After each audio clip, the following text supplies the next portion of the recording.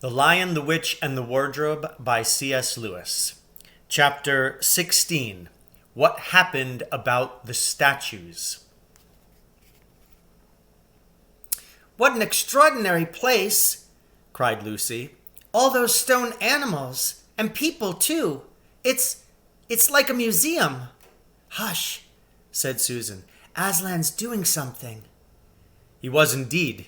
He had bounded up to the stone lion and breathed on him. Then, without waiting a moment, he whisked round, almost as if he had been a cat chasing its tail, and breathed also on the stone dwarf, which, as you remember, was standing a few feet from the lion with his back to it. Then he pounced on a tall stone dryad which stood beyond the dwarf, turned rapidly aside to deal with a stone rabbit on his right, and rushed on to two centaurs. But at that moment, Lucy said, "Oh, Susan, look at the lion." I expect you've seen someone put a lighted match to a bit of newspaper which is propped up in a grate against an unlit fire. And for a second, nothing seems to have happened. And then you notice a tiny streak of flame creeping along the edge of the newspaper. It was like that now. For a second after Aslan had breathed upon him, the stone lion looked just the same. Then a tiny streak of gold began to run along his white marble back. Then it spread. Then the color seemed to lick all over him as the flame licks all over a bit of paper. Then, while his hindquarters were still obviously stone, the lion shook his mane, and all the heavy stony folds rippled into living hair. Then he opened a great red mouth, warm and living, and gave a prodigious yawn. And now his hind legs had come to life. He lifted one of them and scratched himself. Then, having caught sight of Aslan, he went bounding after him and frisking round him, whimpering with delight and jumping up to lick his face. Of course, the children's eyes turned to follow the lion, but the sight they saw was so wonderful that they soon forgot about him. Everywhere the statues were coming to life. The courtyard looked no longer like a museum, it looked more like a zoo. Creatures were running after Aslan and dancing round him till he was almost hidden in the crowd. Instead of all that deadly white, the courtyard was now a blaze of colors. Glossy chestnut sides of centaurs, indigo horns of unicorns, dazzling plumage of birds, reddy brown of foxes, dogs, and satyrs, yellow stockings and crimson hoods of dwarves, and the birch girls in silver, and the beech girls in fresh transparent green, and the larch girls in green so bright that it was almost yellow. And instead of the deadly silence, the whole place rang with the sound of happy roarings, brayings, yelpings, barkings, squealings, cooings, neighings, stampings, shouts, hurrahs, songs, and laughter. "Oh," said Susan in a different tone. "Look, is it safe?" Lucy looked and saw that Aslan had just breathed on the feet of the stone giant. "It's all right," shouted Aslan joyously. "Once the feet are put right, all the rest of him will follow."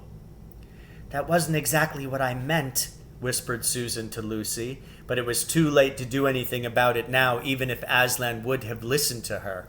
The change was already creeping up the giant's legs. Now he was moving his feet. A moment later he lifted the club off his shoulder, rubbed his eyes, and said, "Oh, bless me, I must have been asleep. Now, where's that dratted little witch that was running about on the ground? Somewhere just by my feet it was." But when everyone had shouted up to him to explain that what had really happened, and when the giant had put his hand to his ear and got them to repeat it all again so that at last he understood, then he bowed down till his head was no further off than the top of a haystack, and touched his cap repeatedly to Aslan, beaming all over his honest, ugly face. Giants of any sort are now so rare in England, and so few giants are good-tempered, that 10 to 1 you have never seen a giant when his face is beaming. It's a sight well worth looking at. "Now for the inside of this house," said Aslan. "Look alive, everyone. Upstairs and downstairs and in my lady's chamber. Leave no corner unsearched. You never know where some poor prisoner may be concealed." And into the interior they all rushed, and for several minutes the whole of that dark, horrible, fusty old castle echoed with the opening of windows and with everyone's voices crying out at once, "Don't forget the dungeons! Give us a hand with this door! Here's another little winding stair! Oh, I say, here's a poor little kangaroo! Call Aslan! Phew! How it smells in here! Look out for trapdoors! Up here! There are a whole lot more on the landing!" But the best of all was when Lucy came rushing upstairs, shouting out, "Aslan! Aslan! I've found Mr. Tumnus! Oh, do come quick!" A moment later, Lucy and the little fawn were holding one another by both hands and dancing round and round for joy. The little chap was none the worse for having been a statue, and was of course very interested in all she had to tell him. But at last the ransacking of the witch's fortress was ended. The whole castle stood empty, with every door and window open, and the light and the sweet spring air flooding in to all the dark and evil places which needed them so badly. The whole crowd of liberated statues surged back into the courtyard, and it was then that someone, Tumnus, I think, first said, "But how are we going to get out?" For Aslan had got in by a jump, and the gates were still locked. "That'll be all right," said Aslan, and then rising on his hind legs, he bawled up at the giant. "Hey, you up there!" he roared. "What's your name?" "Oh, Giant Rumble-Buffin, if it please your honor," said the giant, once more touching his cap. "Well then, Giant Rumble-Buffin," said Aslan, "just let us out of this, will you?" "Oh, certainly, your honor. It'll be a pleasure," said Giant Rumble-Buffin. "Oh, stand well away from all the gates, you little ones." And then he strode to the gate himself, and bang, bang, bang went his huge club. The gates creaked at the first blow, cracked at the second, and shivered at the third. Then he tackled the towers on each side of them, and after a few minutes of crashing and thudding, both the towers and a good bit of the wall on each side went thundering down in a mass of hopeless rubble. And when the dust cleared, it was odd, standing in that dry, grim, stony yard, to see through the gap all the grass and waving trees and sparkling streams of the forest, and the blue hills beyond that, and beyond them the sky. "Oh, blowed if I ain't all in a muck sweat," said the giant, puffing like the largest railway engine. "Who comes of being out of condition? I suppose neither of you young ladies has such thing as a pocket handkerchief about you?" "Yes, I have," said Lucy, standing on tiptoes and holding her handkerchief up as far as she could reach. "Oh, thank you, missy," said Giant Rumble-Buffin, stooping down. Next moment, Lucy got rather a fright, for she found herself caught up in midair between the giant's finger and thumb. But just as she was getting near his face, he suddenly started, and then put her gently back on the ground, muttering, Oh, bless me, I've picked up the little girl instead. Oh, I beg your pardon, missy. I thought you was the handkerchief." No, said Lucy, laughing. "Here it is." This time he managed to get it, but it was only about the same size to him that a saccharin tablet would be to you, so that when she saw him solemnly rubbing it to and fro across his great red face, she said, "I'm afraid it's not much use to you, Mr. Rumble-Buffin." "Oh, not at all, said the giant politely. "Never met a nicer handkerchief. So fine, so handy, I don't know how to describe it." "What a nice giant he is," said Lucy to Mr. Tumnus. "Oh, yes," replied the Faun. "All the Buffins always were. One of the most respected of all the giant families in Narnia. Not very clever, perhaps. I never knew a giant that was. But an old family, with traditions, you know. If he'd been the other sort, she'd never have turned him into stone." At this point, Aslan clapped his paws together and called for silence.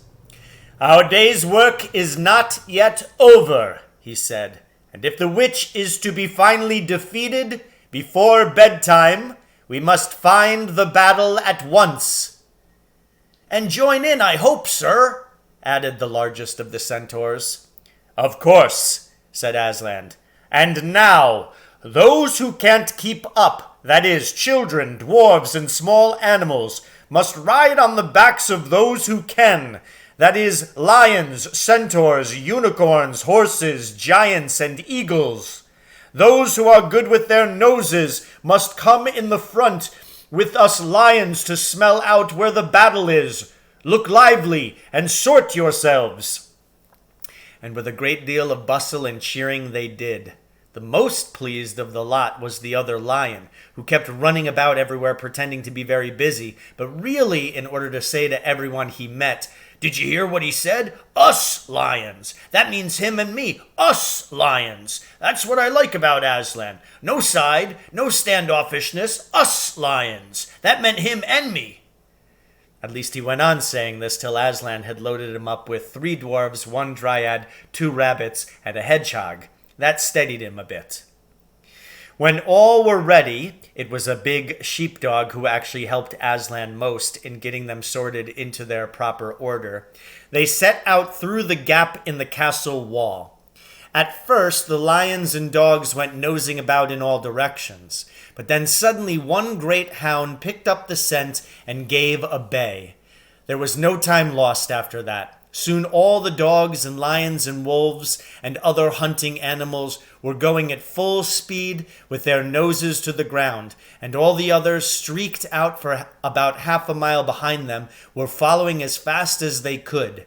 The noise was like an English fox hunt, only better, because every now and then with the music of the hounds was mixed the roar of the other lion, and sometimes the far deeper and more awful roar of Aslan himself. Faster and faster they went as the scent became easier and easier to follow.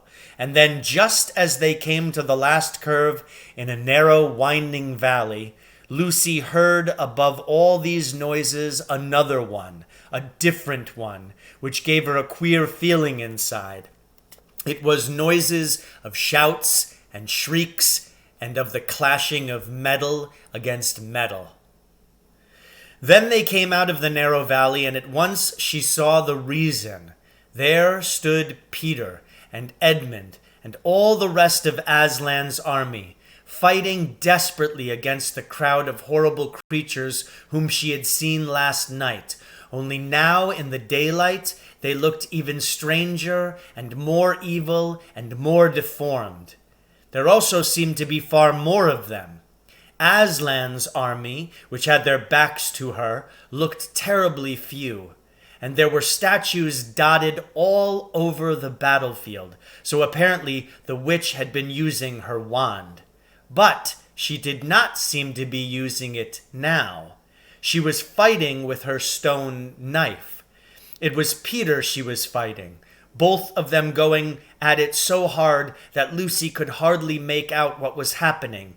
She only saw the stone knife and Peter's sword flashing so quickly that they looked like 3 knives and 3 swords.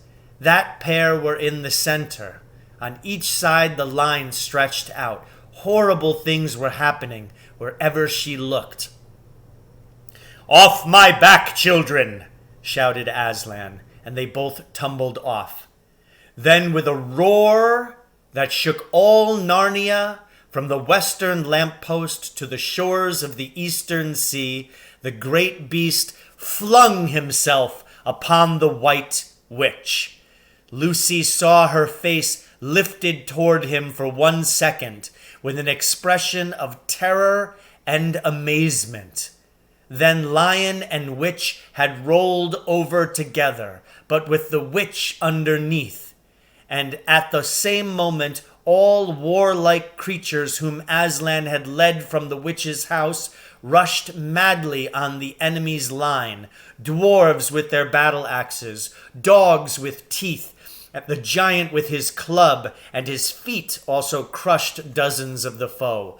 Unicorns with their horns, centaurs with swords and hooves, and Peter's tired army cheered, and the newcomers roared, and the enemy squealed and gibbered, till the wood re-echoed with the din of that onset. So ends chapter 16, The Lion, the Witch, and the Wardrobe.